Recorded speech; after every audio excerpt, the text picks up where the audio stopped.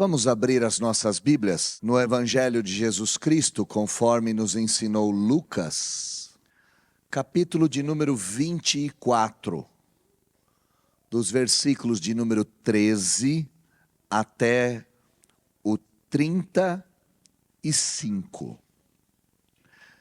Evangelho de Jesus Cristo, conforme nos escreveu Lucas, o médico amado, está escrito assim: naquele mesmo dia, 2 deles estavam de caminho para uma aldeia chamada Emaús, distante de Jerusalém 60 estádios. E iam conversando a respeito de todas as coisas sucedidas. Aconteceu que, enquanto conversavam e discutiam, o próprio Jesus se aproximou e ia com eles.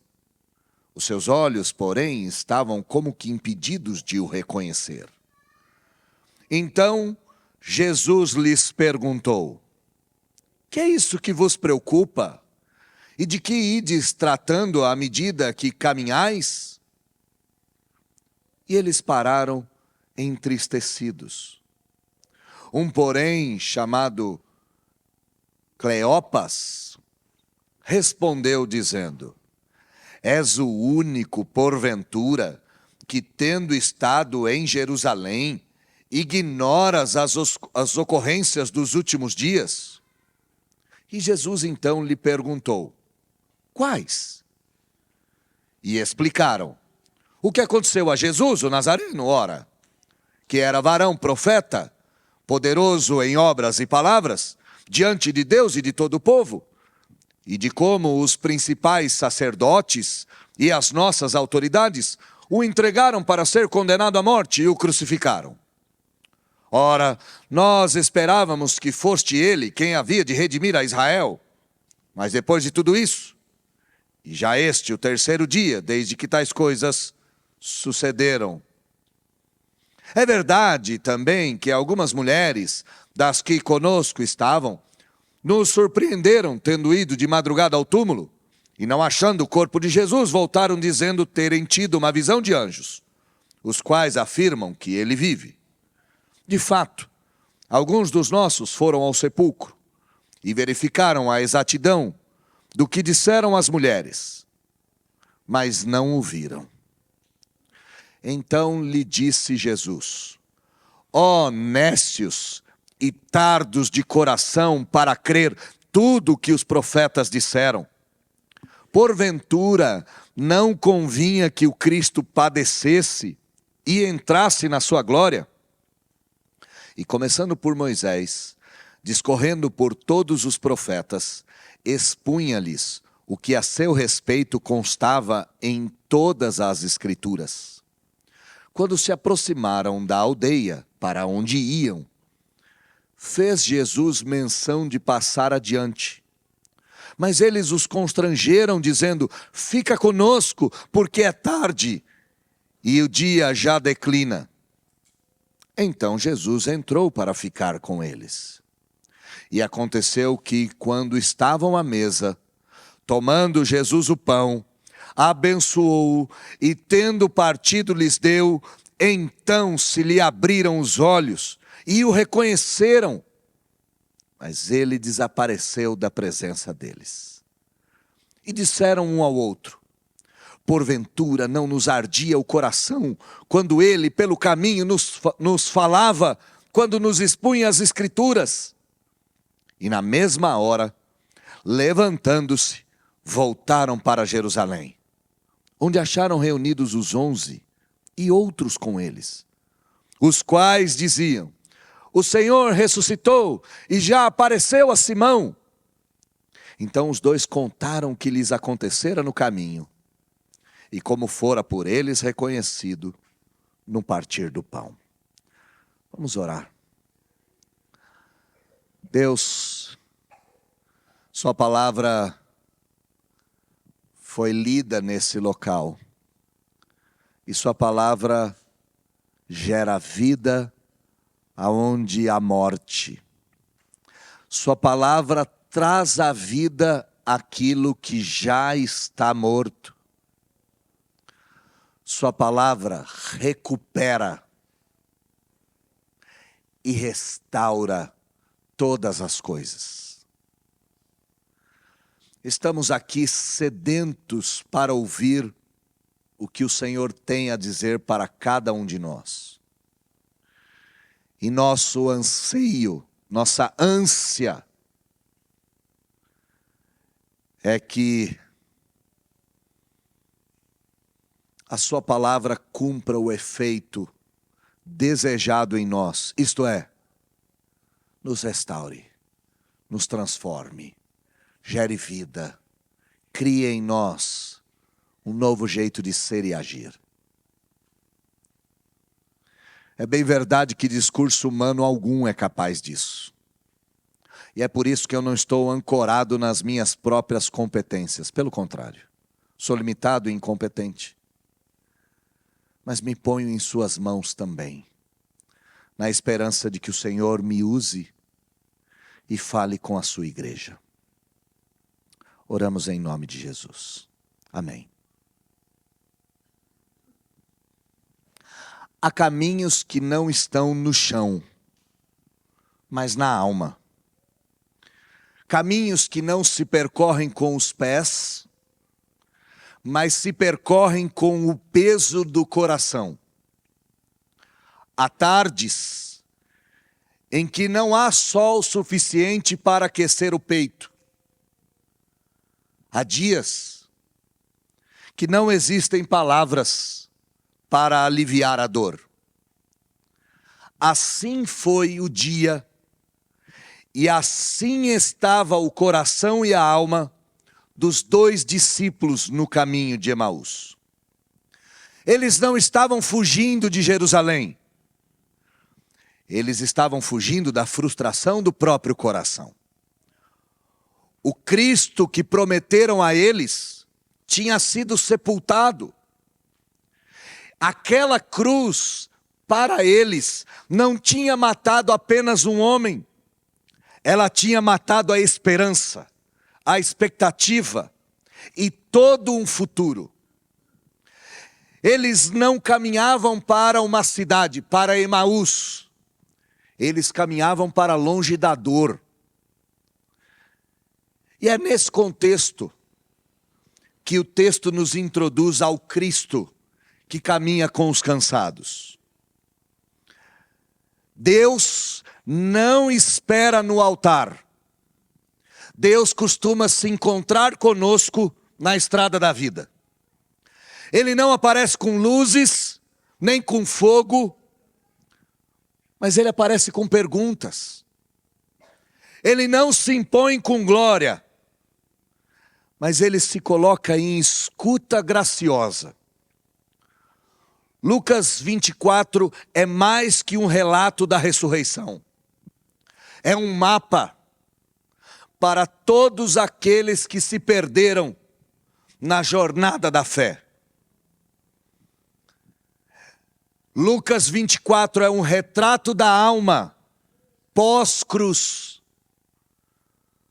É um retrato da alma confusa, ferida, aflita, mas ainda visitável. Este é um texto para aqueles que continuam andando, mesmo sem entender o porquê andam. Para os que já ouviram falar da ressurreição, mas ainda não foram tocados por ela. É um texto para aqueles que conhecem as promessas de Deus, mas ainda não desfrutaram de nenhuma dela em vida. Hoje entramos nesse caminho, não apenas como pregadores ou ouvintes, mas entramos no caminho de Emaús como peregrinos. E o que veremos no caminho é que o Cristo ressurreto não apenas venceu a morte, o Cristo ressurreto continua nos alcançando onde a nossa fé parou. O título do meu sermão é O Cristo que anda conosco. Quando tudo parece perdido, Jesus Cristo ressurreto aparece, se aproxima e renova a nossa esperança e renova a nossa missão. O Evangelho de Lucas é o Evangelho dos caminhos. Jesus está sempre indo e vindo no Evangelho de Lucas. Ele passa por uma cidade, ele visita casas, ele entra em aldeias, ele caminha por terras esquecidas. E o capítulo 24 segue nesse estilo. O capítulo de número 24 não mostra apenas um evento, e esse texto que nós lemos não é apenas o evento do encontro com os dois, mas é a jornada da dúvida para a fé, a jornada do abatimento para a missão, a jornada do caminho escuro de Emaús para a viva esperança de Jerusalém. Historicamente falando, no texto, estamos no mesmo dia da ressurreição. O túmulo está vazio. As mulheres deram testemunho disso. Pedro foi até lá conferir. Mas nada ainda é concreto no coração dos dois discípulos no caminho de Emaús. Eles têm até dados, mas não possuem convicção. Eles têm memória, mas a chama que ardia no seu peito apagou. Dois deles estão voltando para Emaús, ou melhor, estão se afastando de Jerusalém. E o Cristo ressurreto, que podia ter se revelado ao Sinédrio, aos 12, a Pilatos, a Caifás, a César, escolhe caminhar com os dois que desistiram. Teologicamente, esse texto é um marco. Por quê? Porque Jesus vai corrigir as expectativas dos dois discípulos, vai reinterpretar a Escritura e vai partir o pão com eles. E é claro que o pão aduz a ceia, aduz a Páscoa, aduz a partilha, aduz a revelação. Mas esse texto também é um eco de toda a história bíblica. Como lá em Gênesis, Deus vem ao encontro do homem que caiu. Como no Êxodo, a palavra se revela no caminho. Como nos profetas, o coração volta a arder quando Deus fala. Como no Novo Testamento, quando Cristo é reconhecido no partir do pão. Lucas 24 é a grande liturgia da restauração. Aqui nós temos caminho, palavra, mesa e missão. E é esse caminho que eu quero seguir. Caminho, palavra, mesa e missão. E o convite de Jesus permanece. Caminhar com Cristo que já venceu é o único caminho que temos que trilhar. O texto começa revelando que os corações dos discípulos caminham na sombra. Olha comigo o versículo de número 13 até o versículo de número 16. Naquele mesmo dia, 2 deles estavam de caminho para uma aldeia chamada Emaús, distante de Jerusalém 60 estádios. E iam conversando a respeito de todas as coisas sucedidas. Aconteceu que, de repente, enquanto conversavam e discutiam, o próprio Jesus se aproximou e passou a ir com eles. Mas os seus olhos estavam como que impedidos de o reconhecer. O texto nos apresenta 2 discípulos. Um deles identificado como Cleopas. Esses 2 discípulos estão se afastando de Jerusalém no mesmo dia que Jesus ressuscitou. É domingo aqui. Aqui eles estão conversando. É um diálogo íntimo, é um diálogo verdadeiro, é uma fala rasgada que mostra o quão angustiados estão ambos. Eles estão tentando entender todas aquelas coisas. Eles estão racionalizando, reconstruindo, olhando como foi que aqueles acontecimentos se deram. Mas o detalhe mais importante do texto está no versículo 16. Seus olhos estavam como que impedidos. Havia uma ação que bloqueava a percepção desses discípulos. Eles não tinham como ver. Eles não são apenas dois homens distraídos que olharam para Jesus e falaram: ah, não percebemos que era você. Eles estão cegos, porque a providência pedagógica de Jesus tem que tratar o coração deles. Muitas vezes conosco é exatamente igual. Somos cegados pelo próprio Deus, porque Deus tem algo a nos ensinar. E antes que os olhos vejam, a fé tem que se acender. Antes que eles reconheçam Jesus, o coração tem que arder. Sabe, meus irmãos, que é bem verdade que na maioria das vezes Deus oculta a sua presença nas nossas vidas para abrir o nosso coração. Seria muito fácil se Deus aparecesse. Ele simplesmente trabalha com o invisível para depois trabalhar com o visível. A fé verdadeira, ela é treinada antes do reconhecimento. Primeiro precisa treinar o coração, para depois reconhecer o Cristo na estrada. Imagina a cena. A estrada empoeirada, o dia quase acabando, os dois discípulos desiludidos, porque a cruz não matou apenas Jesus, a cruz esmagou o coração dos dois. A cidade santa ficou para trás, a religião ficou para trás, a fé ficou para trás. O futuro é de confusão. Tudo que restava para esses dois era andar. Enquanto andavam, eles conversavam e tentavam entender. O que aconteceu? Como pode? Tudo acabou. Mas enquanto eles falam, um terceiro se aproxima. Eles percebem o homem, eles percebem a pessoa, mas não sabem quem ele é. Eles estavam feridos demais para ver. Ah, meus irmãos, como essa é uma verdade da vida. Casais que aqui me escutam, às vezes o seu cônjuge está ferido demais para ver. Pais que aqui me ouvem, às vezes os seus filhos estão feridos demais para enxergar. Tem momentos da vida que a dor é tamanha que a gente não vê mais.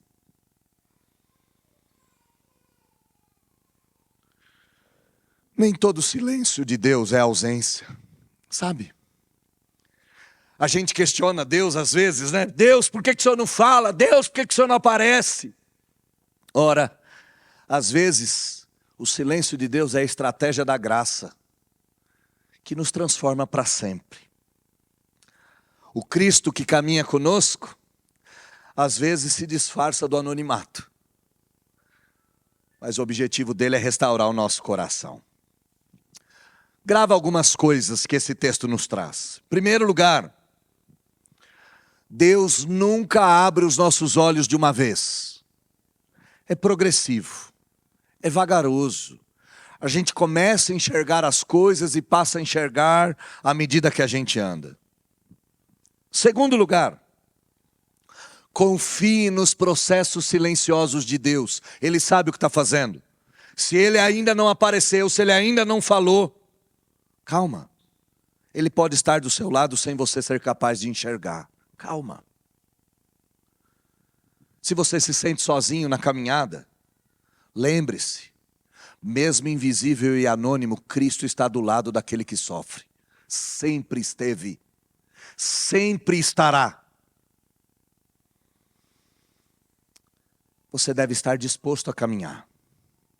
Mesmo sem ver, mesmo sem ouvir, mesmo chorando. Parar de andar não é possível. Ande, mesmo sem sinais. Ande, mesmo sem evidências. Não pare de andar. Mas o texto continua. Do versículo de número 17 até o versículo de número 21, a dor trava a linguagem da fé. Olha comigo o texto. Então Jesus perguntou aos dois. Jesus, que aparece anônimo, eles estão impedidos. Jesus pergunta: o que vos preocupa? Qual é o assunto que vocês estão tratando à medida que vocês caminham? Conta para mim. O que está doendo? É isso que Jesus está fazendo. Me fala o que dói. E eles param, olha o versículo 17, é fantástico. Eles param entristecidos. Um deles, talvez o mais afoito, talvez o mais impulsivo, Cleopas, responde, dando uma dura no homem. És o único que, tendo estado em Jerusalém, ignorou tudo o que aconteceu. E Jesus não dá um safanão no cara, né? Ele podia dar, né? Ele podia dar um sacode no cara. Jesus pergunta: quais acontecimentos? O que vocês estão falando? O que está entristecendo vocês? Me contem. E eles vão explicar. E aqui está o motivo da tristeza. Ora, o que aconteceu com Jesus? O Nazareno. Jesus era um profeta. Era poderoso em obras, em palavras.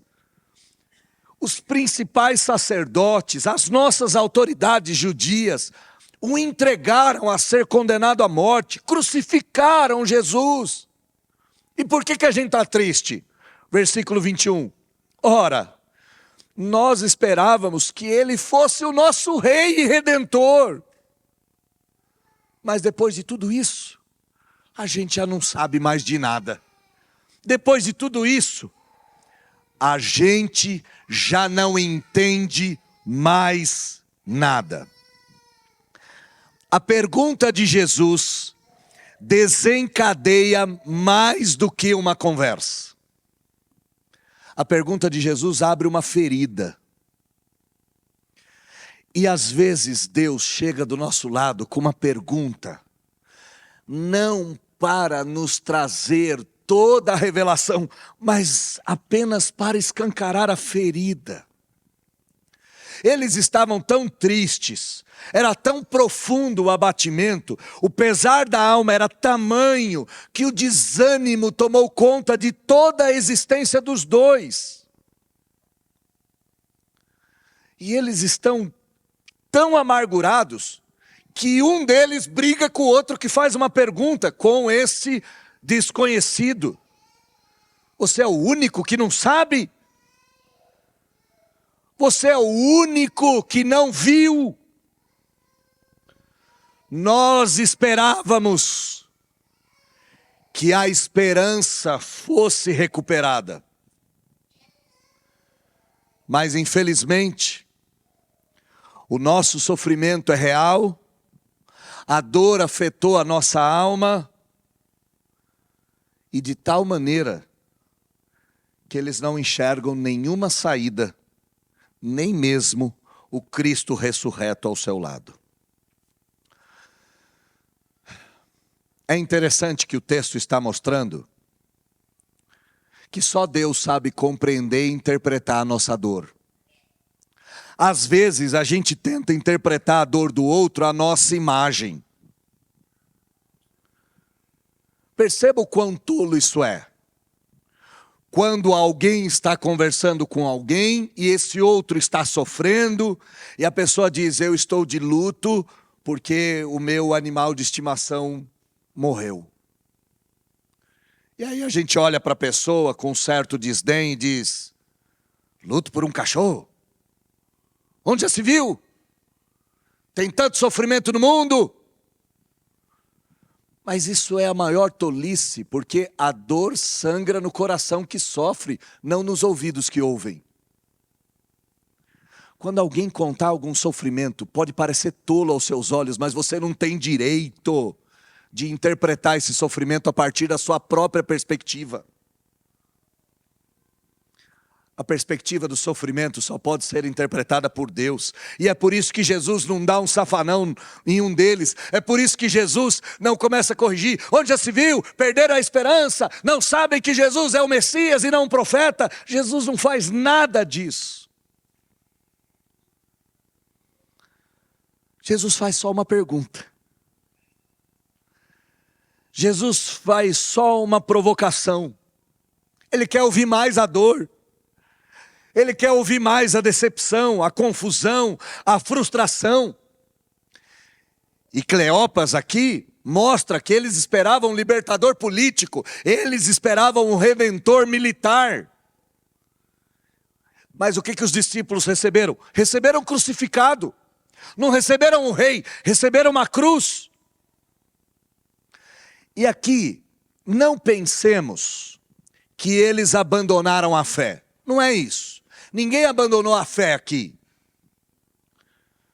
É que a fé está sendo bombardeada pelo sofrimento. E a maioria de nós, quando o coração sofre, a fé diminui. E não é assim na vida real. Quando a gente está sofrendo, a gente diz, não é possível, porque Deus não está vendo. Não é possível que Deus não faz nada. Nós esperávamos que Deus viesse.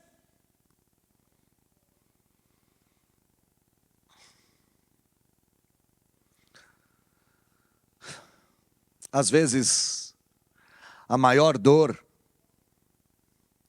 é aquilo que a gente não é capaz de entender. E quando dói, a nossa fé quase que apaga. Duas coisas que a gente precisa saber. Nem toda crise espiritual é sinal de apostasia, é sinal de abandono. Às vezes é só um coração tentando reorganizar a vida em meio à dor. Quando você em casa percebeu o seu cônjuge fracassando na fé, naufragando na fé, dá um tempo a ele. Às vezes ele precisa só reorganizar a vida. Está doendo demais para poder falar de teologia, de cruz, de salvação. Está doendo demais. Eu me lembro de um testemunho de um pastor que consolou uma mãe, ou melhor, que foi abordado por uma mãe. Mãe essa que tinha criado a filha na igreja. A filha foi criada na igreja durante a vida toda. E quando chegou aos seus 16, 17 anos, virando uma flor de mulher, ao voltar para casa depois da escola, depois de ter trabalhado o dia todo, foi estuprada na beira do caminho. E a mãe foi até o pastor, indignada, e pegava o pastor pelo colarinho, e esmurrava o peito do pastor e dizia, onde estava Deus? O pastor poderia dizer, para de ser blasfema, Deus vai te punir também, onde já se viu? E a mulher crente soltou todos os palavrões que ela conhecia antes da conversão. Xingou Deus, xingou o pastor, xingou a igreja. E o que o pastor fez? O pastor simplesmente a abraçou e falou, eu não sei porque Deus não agiu, mas eu sei que Ele estava lá do lado dela. E eu sei que Ele não vai punir você. Porque em meio à sua dor, seus lábios se descontrolaram. Essa é uma lição valiosa. Todas as vezes que o nosso coração dói, a nossa boca vira uma porta escancarada. Mas o texto continua. Versículo de número 21 até o versículo de número 24. Mostra que a cruz se transformou num obstáculo, não no cumprimento. E olha que às vezes o sofrimento vira um obstáculo, tamanho que a gente não é capaz de enxergar. Finalzinho do versículo 21. E já este é o terceiro dia, desde que tais coisas sucederam. É verdade também que algumas das mulheres de que conosco estavam nos surpreenderam, nos deram um susto, porque elas foram de madrugada ao túmulo e não acharam o corpo de Jesus. Voltaram dizendo que tinham visto anjos. E esses anjos tinham dito: vocês estão procurando Jesus entre os mortos? Ele está vivo. De fato, alguns dos nossos foram até o sepulcro e verificaram se as mulheres estavam falando a verdade. E encontraram tudo exatamente como elas haviam dito. Mas ninguém viu ninguém ressuscitado aqui. Mas não o viram. Esse trecho vai mostrar a tensão entre o testemunho e a incredulidade. As mulheres viram anjos. Os discípulos confirmaram a ausência do corpo. Os relatos coincidem. Mas o que fica gravado no coração dos dois discípulos de Emaús é: ninguém o viu. Aqui é uma constatação real. Elas viram, elas verificaram. Os discípulos viram. Mas o que aparece aqui não é aquilo que foi visto. É aquilo que deixou de ser encontrado. A falta de fé cega os olhos. E a razão, muitas vezes, é o maior impedimento para que desfrutemos da revelação. Os dois tinham todos os dados, mas não tinham a menor direção. A cruz ainda obscurecia os olhos deles. E a tumba vazia, que já era suficiente para aquecer o coração, gerou apenas mais frustração. Às vezes a gente não entende que a incredulidade, ela vence até a evidência mais clara. A gente não deixa de acreditar porque faltam provas. A gente deixa de acreditar porque falta fé. E a fé não nasce da lógica racional. Mas eu não estou dizendo que a fé é irracional. Eu estou dizendo que a fé é suprarracional. Ela nasce da revelação. Quem apenas lê os sinais sem os olhos da fé, não enxerga um milagre, nem se ele tiver na ponta do próprio nariz. O coração dele está empilhado de relatos, mas completamente vazio de confiança. Eles escutaram as mulheres, ouviram os apóstolos, viram os fatos, mas estão nas sombras. Não seria de se esperar que eles resolvessem procurar Jesus? Onde ele está? Se anjos disseram que ele está vivo, por que você está indo para Emaús? Volta para Jerusalém e vai procurar. Ora, porque a cruz ainda continua sendo o maior escândalo da humanidade. A tumba vazia continua sendo o maior enigma. E ninguém vai olhar para essas coisas e simplesmente dizer: ah, eu acredito. Não. A fé precisa superar o obstáculo da cruz e da tumba vazia. Senão, ela permanecerá órfã para sempre. Ver a tumba vazia e continuar na dúvida é a maior tragédia de quem um dia ouviu o Evangelho. E quando você for falar do Evangelho para alguém, não adianta trazer todos os dados catalogados. Porque, na verdade, sem Cristo, aqueles que andam, mesmo andando, não passam de mortos-vivos. E só a fé gera vida em corações mortos. É possível que eu e você tenhamos contato com todos os dados da fé. Mas também é possível que eu e você não tenhamos sido transformados por nenhum deles. Agora, o que é mais interessante, que Jesus não desiste dos dois. Isso é o mais espetacular. Porque Jesus continua caminhando, Jesus continua do lado, Jesus continua escutando, Jesus continua demonstrando a sua paciência. E isso deve encher o meu coração e o seu de alegria. Porque às vezes a tolice da nossa razão, da nossa lógica, nos impede de ver a Deus.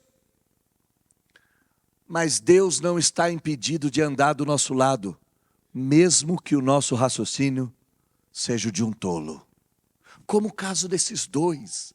Viram a tumba vazia, viram anjos, disseram ele está vivo, os apóstolos foram lá. Mas não, nada disso é prova suficiente. Ele disse que estaria vivo, não está. A vida acabou. Agora perceba, no versículo de número 25 e 26, alguma coisa maravilhosa vai acontecer. Jesus, enfim, vai repreendê-los. E aqui há um ponto central. A nossa tolice, na infância, deve ser tolerada. Na vida adulta, deve ser repreendida e corrigida. Jesus está andando do lado dos dois discípulos e eles estão falando feito crianças. Mas chega uma hora que o assunto tem que ser mais sério. Jesus vai dizer para eles, versículo 25. Ó nécios e tardos de coração, a vossa preguiça é de acreditar em tudo que os profetas falaram. Vocês custam a entender, é o que Jesus está dizendo. Vocês demoram para crer em tudo que a Bíblia já disse, os profetas já tinham dito. Porventura, não era necessário que o Messias morresse? Não está escrito isso. Jesus agora deixa de ser silencioso e se revela como mestre, como ele é. Ele vai dizer, a vossa inércia não é intelectual, a vossa inércia é espiritual. Vocês conhecem os textos, por que não acreditam? Porque às vezes, irmãos, ter teologia não é sinônimo de fé. Grava bem isso. Ter conhecimento teológico não é sinônimo de vida com fé. E Jesus vai confrontar a teologia atacando a fé. Ele vai dizer, era necessidade que ele morresse, não era um acidente. Será que vocês não estão vendo que o Cristo tinha que morrer para salvar pecadores com o seu sangue? Era preciso que Cristo sofresse. Esse era o plano eterno. Antes da glória, a cruz. Antes da exaltação, o sofrimento.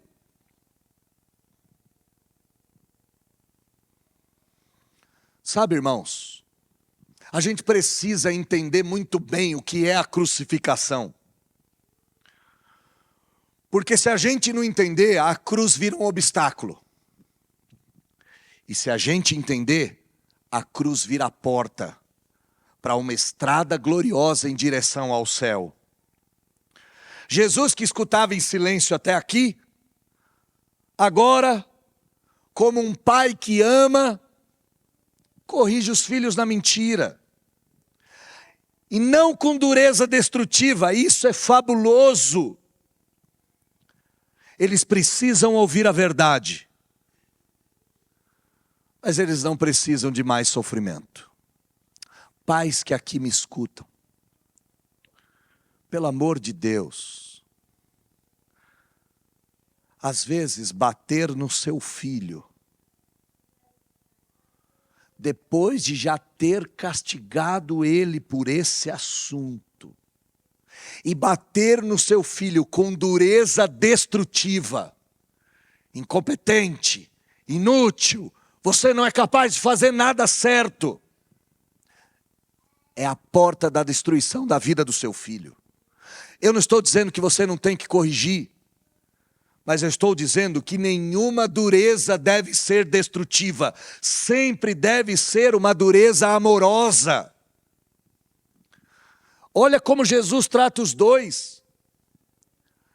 A dor deles é levada em conta. A falência das atitudes deles são levadas em conta. E o que Cristo vai fazer? Vai dizer, vocês são lerdos para entender. Mas o objetivo de Jesus não é bater neles. O objetivo de Jesus é reconstruir a esperança que eles tinham perdido. E esse é o objetivo da correção do seu filho. Não é só punir, mas colocá-lo de novo no eixo. Jesus não despreza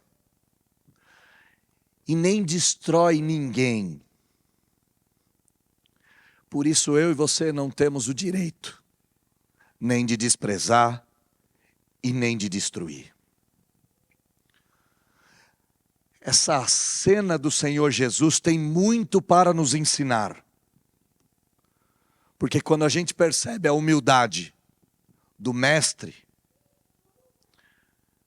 a gente é afetado com a revelação de que nenhum de nós é humilde o suficiente para corrigir amando, para disciplinar instruindo, para redirecionar sem matar a esperança.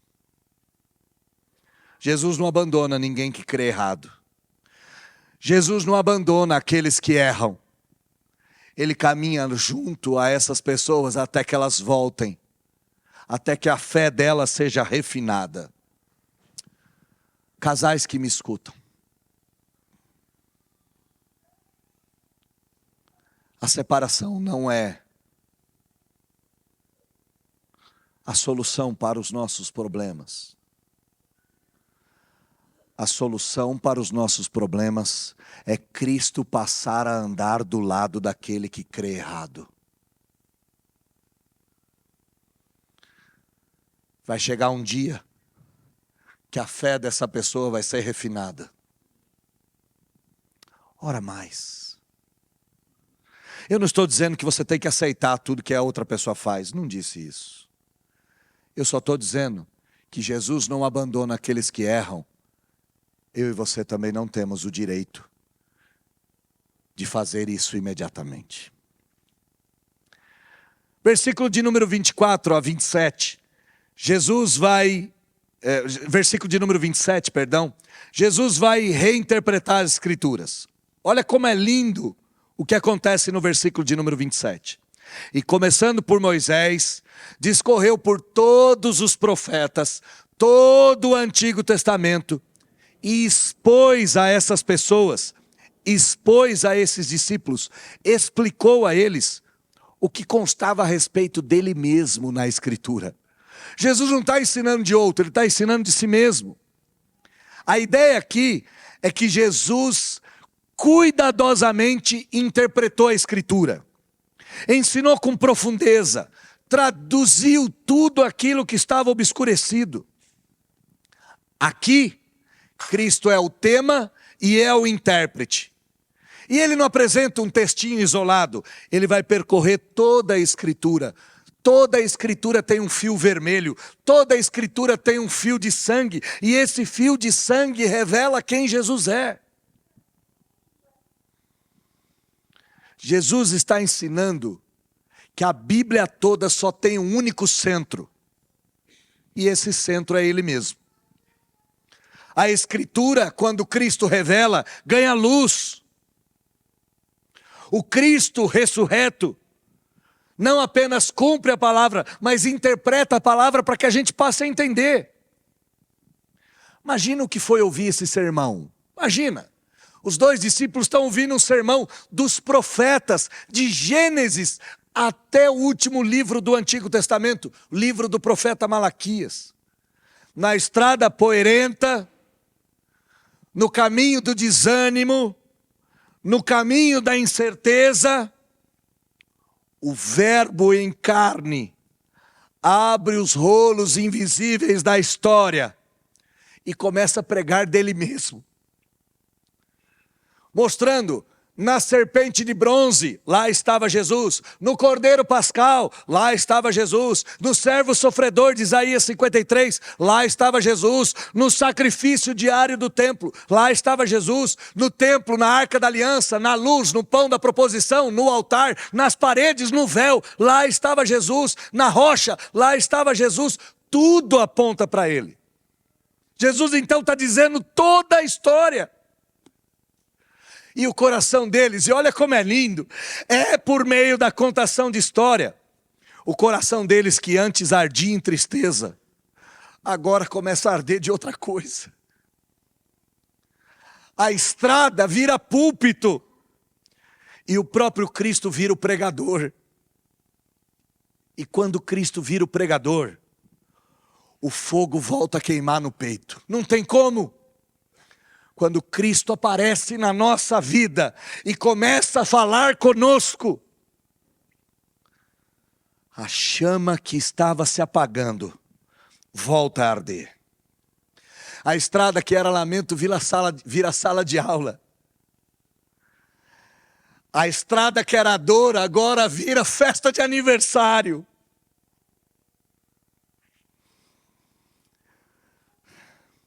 Quando você se sentir sozinho, sem Deus, sem Cristo, volte-se à história de como Cristo estava ao lado dos seus discípulos, como essa, e perceba que durante toda a história da humanidade, Cristo nunca se omitiu de salvar e ajudar aquele que está precisando de ajuda. Quando o seu coração se desesperar, volte às páginas, às letras pretas das páginas brancas, e encontre Cristo amando aquele que havia se perdido.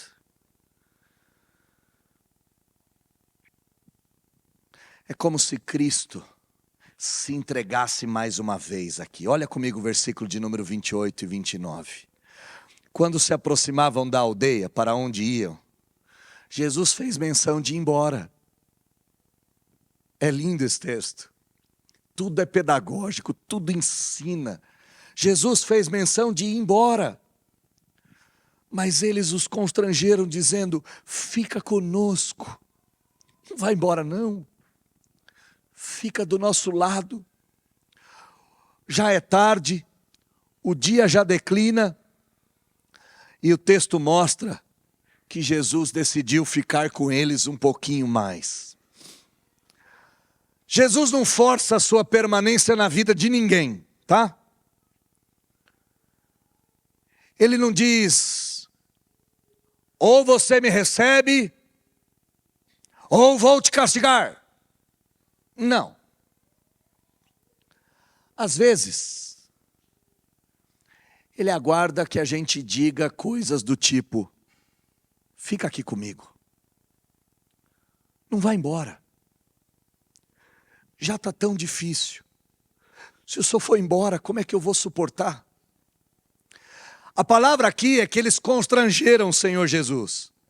O que é constranger aqui?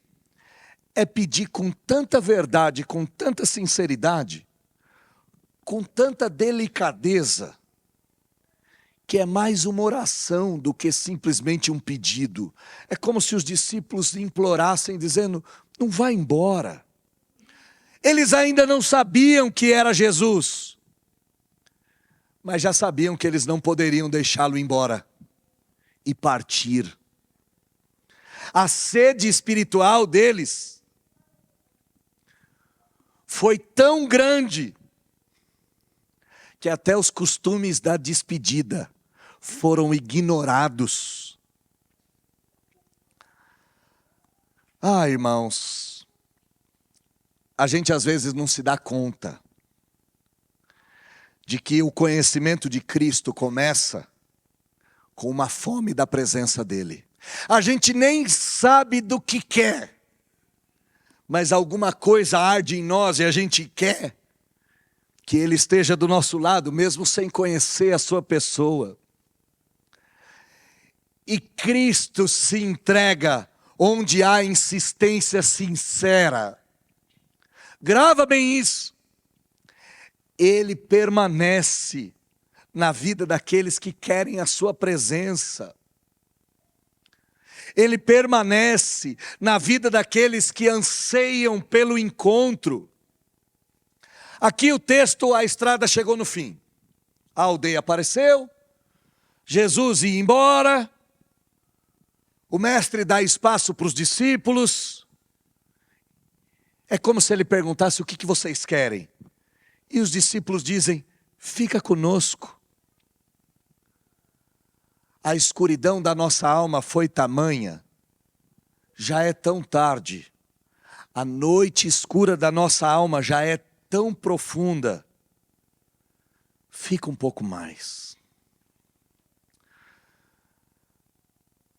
Sabe, irmãos, o Cristo que caminha conosco é o Cristo que atende o nosso pedido de fica comigo. E ele fica. E aí então, uma coisa extraordinária vai acontecer. Olha comigo o versículo de número 30 e 31.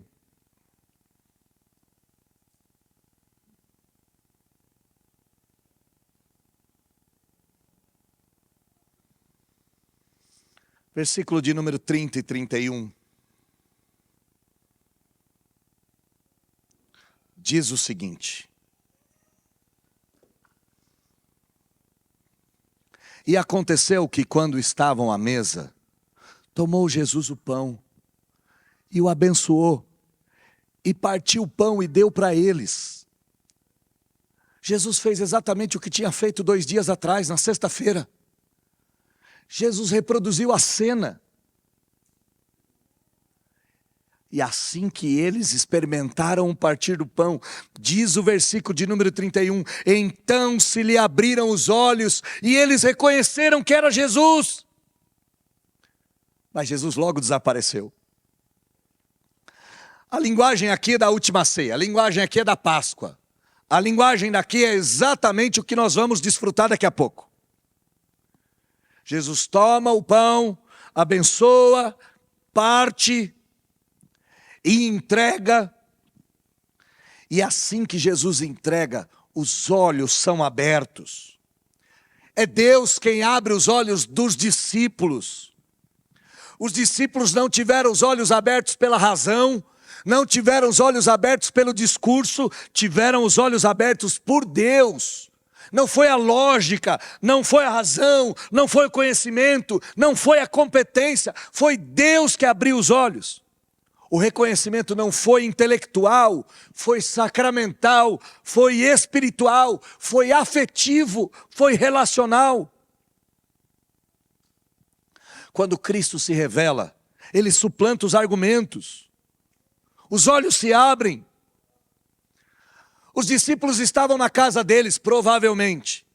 A casa era deles. Mas note que acontece algo que é uma inversão aqui cultural. Quem toma o lugar de anfitrião é Jesus. Homem nenhum faria isso na casa de um judeu. É Jesus que parte o pão. É Jesus que faz a oração. É Jesus que glorifica o Pai. E os olhos que estavam fechados pela dor, agora são abertos pela graça. No instante que eles reconheceram Jesus, toda a dor fugiu. Mas junto com a dor fugiu o próprio Jesus. E ele desapareceu, diz o texto. Mas por que Jesus foi embora? Jesus fugiu também? Não. Jesus cumpriu aquilo que tinha que fazer. O que Jesus tinha que fazer no coração daqueles 2 discípulos? Acender a fé deles de novo. A presença de Jesus não era necessária a partir daí, porque agora ele cumpriu o que ele tinha que fazer. Agora, ele está habitando no coração de cada um dos discípulos e não precisa mais estar diante dos olhos. A gente não tem que se preocupar quando Cristo vai embora da nossa vista, se de fato Ele estiver dentro do nosso coração. Mesmo que Jesus desapareça dos nossos olhos, a certeza da sua presença no nosso peito gera conforto. E muitas vezes Cristo se revela na comunhão, não na teologia. O que acontece com esses dois discípulos? Versículo de número 32 ao 35. E a gente está caminhando para as últimas páginas do meu sermão. Diz o texto: e disseram um ao outro: porventura não nos ardia o coração, quando ele pelo caminho nos falava, quando nos expunha as Escrituras? E na mesma hora, levantaram-se de Emaús. Lembra? Era tarde, era noite, não era hora de estrada, era hora de abrigo. E levantando-se, voltaram para Jerusalém. E lá encontraram os 11. E assim que eles chegaram para falar com os 11 disseram: o Senhor ressuscitou e apareceu a Simão. Imagina a festa, imagina a cena. Os dois então passaram a contar, eles passaram a falar feito umas matracas, e dizer: nós estávamos no caminho, e ele apareceu e a gente não viu, e ele começou a ensinar, o nosso coração ardeu, até que no partir do pão a gente teve certeza. Enquanto Jesus falava, o coração ardia, e essa chama ia crescendo. Pensa aqui numa fogueira alimentada, não por gravetos, mas pela voz de Cristo. Não foi arrepio emocional aqui, foi combustão espiritual. Foi Cristo interpretando a Escritura. E o resultado é que eles se levantaram, não fisicamente, eles se levantaram espiritualmente. Voltaram para Jerusalém, o lugar do medo, mas voltaram para Jerusalém com uma missão. O caminho que antes era fuga, agora vira estrada da proclamação. Sempre que o coração incendeia, as pernas se movem. E não só as pernas se movem, a voz também. A fé verdadeira não fica calada, a fé verdadeira volta e conta o que aconteceu. Eles estavam cansados, é verdade, era noite, o dia tinha sido longo, eles sofreram demais, o final de semana terrível, final de semana de enterro, de luto, de morte, de julgamento, de sangue, de crucificação. Mas quando o fogo volta a arder no peito, o cansaço das pernas é irrelevante. Eles se levantaram, voltaram, a desilusão foi embora. E perceba que eles não levaram anotação nenhuma, né? Eles levaram a experiência. Levaram a memória. Aqui, só um detalhezinho. Tem memórias que é preferível deixar na mente do que na máquina fotográfica. Aqui, é isso. Mais do que uma anotação, um pedaço de papel, um resquício. Eles não pegaram um pedaço de pão e levaram um pedacinho de pão lá. Não levaram uma relíquia. Não. Eles levaram Cristo na memória, Cristo no coração, e transformaram a estrada da dor na estrada da anunciação. Quem reencontra Cristo, reencontra propósito na vida. Todos aqueles que antes carregavam frustrações com Cristo, agora carregam missão. E mesmo, meu irmão querido, me escute, que o seu caminho até hoje tenha sido fuga de Deus, Jesus pode reacender o seu coração nessa manhã e te devolver no caminho de Jerusalém. Se isso acontecer, eu só tenho um conselho para te dar. Fica parado não. Se levanta e volta. Eu concluo meu sermão dizendo que o caminho de Emaús não termina em Emaús. O caminho de Emaús termina em Jerusalém. Eles voltam para Jerusalém. Não termina com sofrimento, termina com testemunho.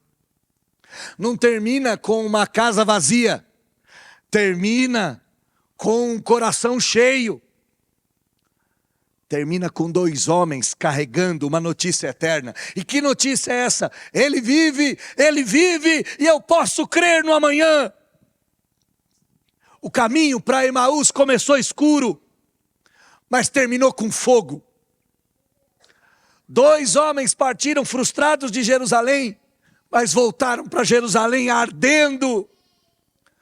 Partiram com a cruz como derrota, voltaram com a cruz como glória. Partiram com o coração desfeito, voltaram com o coração inflamado. Partiram com palavras tristes, voltaram com testemunho vivo. Jesus nunca esteve ausente, ele só estava ensinando, e ele ensina do jeito dele. Jesus nunca tinha deixado de amar esses 2, ele só estava reacendendo aquilo que eles tinham perdido. Jesus não tinha se escondido para puni-los, não. Ele só estava conduzindo aqueles que não eram capazes de ver a própria vida. E assim é até hoje. Ele não está ausente da sua vida, nunca esteve. Ele só está te ensinando alguma coisa que você ainda não aprendeu. Ele nunca deixou de te amar. Ele só está reacendendo aquilo que você esqueceu. Ele nunca se perdeu, não sabe onde vai. Aquela canção, Passos na Areia, é a mais pura e verdadeira.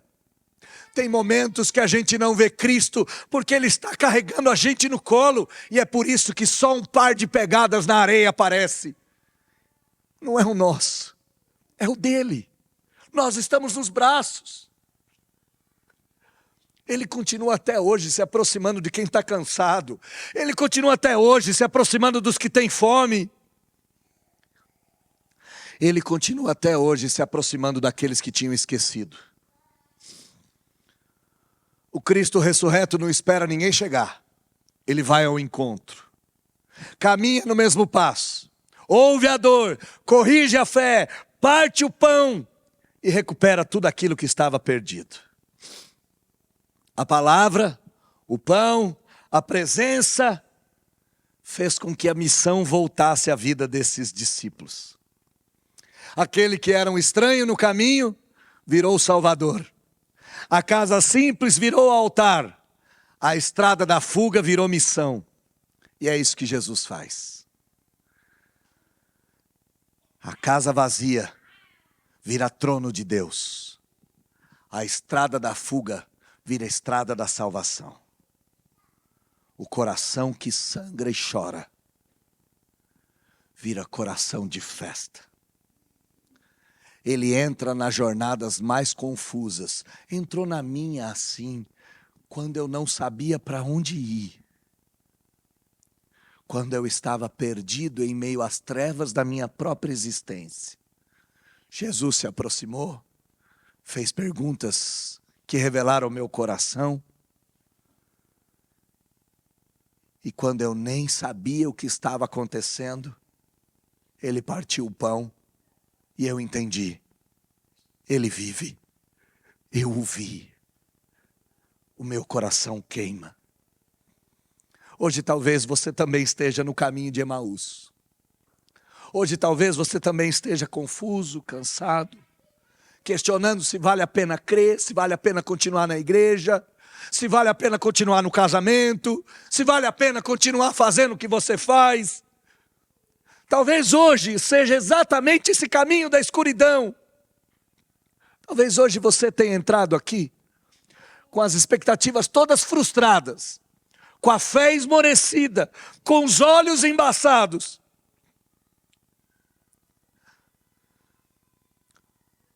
Mas perceba que a voz dele ressoou aqui mais uma vez, mesmo por intermédio de uma voz rouca. A palavra dele ainda arde, o pão ainda é partido. Escuta isso, Ele ainda se aproxima, Ele ainda fala, Ele ainda parte o pão, Ele reacende a fé. E se Ele fizer isso com você nesta manhã, pelo amor de Deus, se levante, volte a crer, volta a anunciar, e volta a queimar do jeito que um dia você já queimou. E nunca mais se esqueça que Cristo continua andando do lado do seu povo. E que nunca, jamais, Ele nos deixará caminhar sozinhos. Se Jesus estiver com você, meu irmão, a estrada é altar, a dor é aula, e o coração vira fogo. Que Deus tenha falado com você nessa manhã. Que Jesus vivo e ressurreto tenha aparecido diante dos seus olhos. Discurso algum no mundo tem competência para isso. E eu sei que a pregação é sempre o triunfo do incompetente. E por que é o triunfo do incompetente? Porque o Espírito Santo pega as palavras que foram ditas e transforma o profundo do nosso coração. Feliz Páscoa a cada um de vocês. Cristo está vivo, Ele vive, Ele está do seu lado e Ele jamais vai te abandonar. Feche seus olhos, baixe a sua fronte.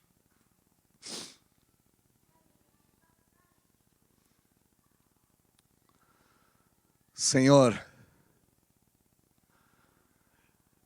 quantas vezes o nosso coração não é semelhante ao coração desses dois discípulos, cheio de medo, de incerteza, de raiva, de ira, de incompreensão, de incongruência, de falta de sentido, cheio de razão, de lógica, cheio de questionamentos. E no desespero da nossa alma, a gente abandona tudo que é seguro. A gente abandona a família, a gente abandona a igreja, a gente abandona a certeza, a gente abandona cônjuge, abandona filhos. A gente deixa toda a certeza para trás e sai em direção a um caminho escuro e tortuoso. Muitos de nós têm vivido assim por anos, fugindo numa estrada escura que leva a lugar algum. Mas hoje nós vimos que Cristo se aproxima do desesperado, que Cristo se aproxima do cansado, que Cristo se aproxima do tolo, que Cristo se aproxima daquele que toma decisões erradas e faz escolhas erradas na vida. E Ele se aproxima não para punir, Ele se aproxima para conversar, para ouvir as queixas, para corrigir o trajeto, para aquecer o coração, para sentar na mesa, para partir o pão. Ele se aproxima para nos alimentar, para nos salvar. E Jesus continua se aproximando das estradas escuras. O que a gente tem que fazer é dizer para Ele: fica conosco, não vai embora mais. Fica com a gente, pelo amor de Deus.